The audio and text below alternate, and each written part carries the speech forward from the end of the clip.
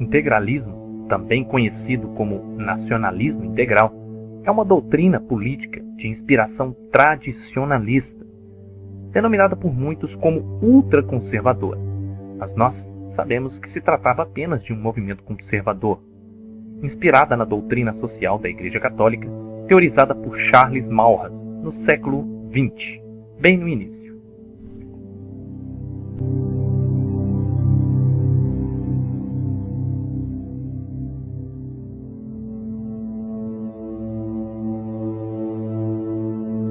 Essa ideologia expressa-se principalmente em círculos monárquicos, inicialmente promovida pela Action Française, seguindo depois a sua natural internacionalização, nomeadamente com algumas diferenças entre si, através da Action Integralista Brasileira, ou Ação Integralista Brasileira, do integralismo lusitano, entre outros.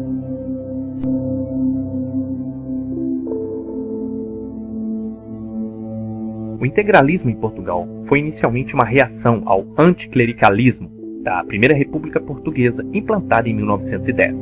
O municipalismo e o sindicalismo de inspiração católica constituem a matriz. A ideologia defende a proteção dos valores nacionais, como por exemplo passado histórico, tradição, cultura, costumes e religião, e a cooperação das diferentes classes sociais para atingir a harmonia e a união social.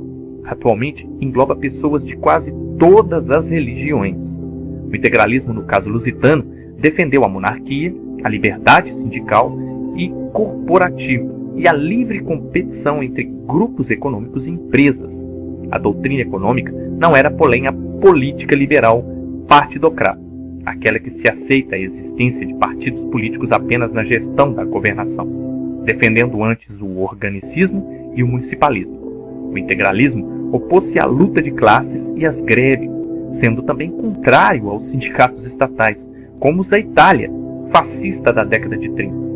Como forma de resolver os conflitos laborais, defendia o recurso aos tribunais de trabalho. Em Portugal, os críticos e adversários como Raul Proença e Carlos Ferrão associaram as ideias integralistas à da Ação Francesa de Charles Maurras. As ideias maurrisianas influenciaram muitos políticos da época, como por exemplo Antônio de Oliveira Salazar, fundador do Estado Novo.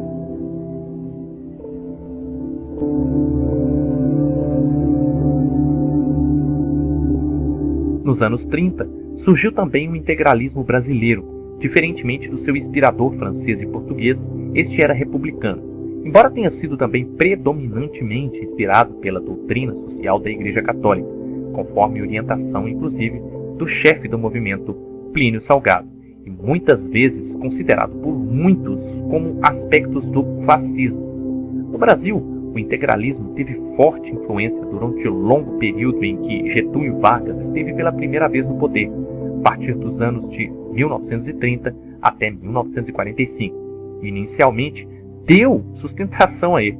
Vargas, porém, não se revelou o que os integralistas esperavam. Tentaram um golpe em 10 de maio de 1938, o Levante Integralista, mas fracassaram, e diversas lideranças integralistas acabaram presas, assassinadas ou até mesmo exiladas, perseguidas inclusive por Vargas.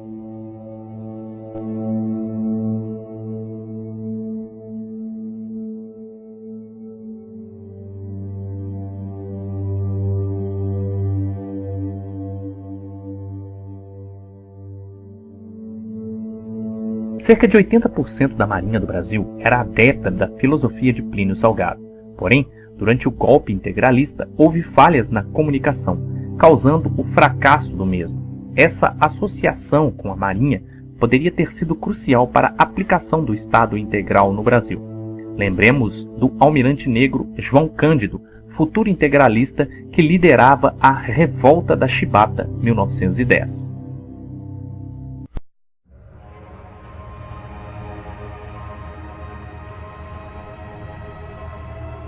O integralismo defende na linha do pensamento tradicionalista que cada nação necessita de um sistema político adequado à sua própria história, cultura, religião e pensamento, ou seja, vai completamente contrária ao multiculturalismo, agenda globalista.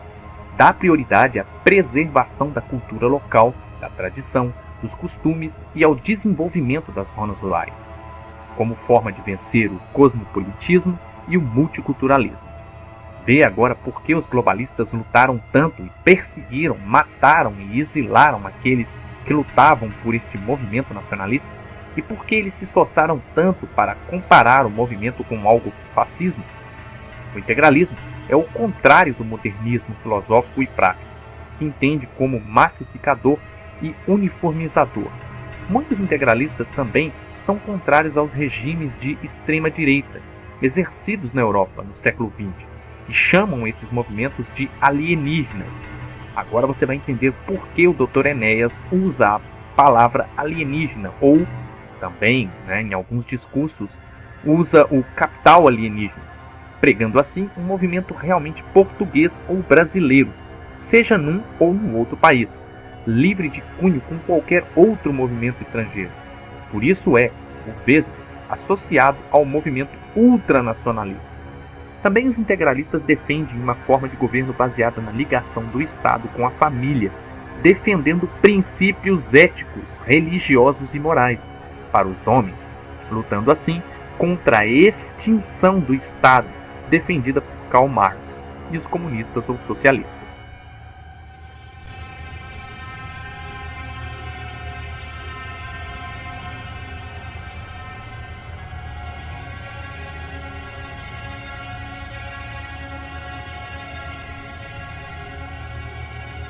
A ação integralista brasileira contou com nomes de vulto como os de Gustavo Barroso, Miguel Reale e Santiago Dantas, nomes conceituados e respeitáveis.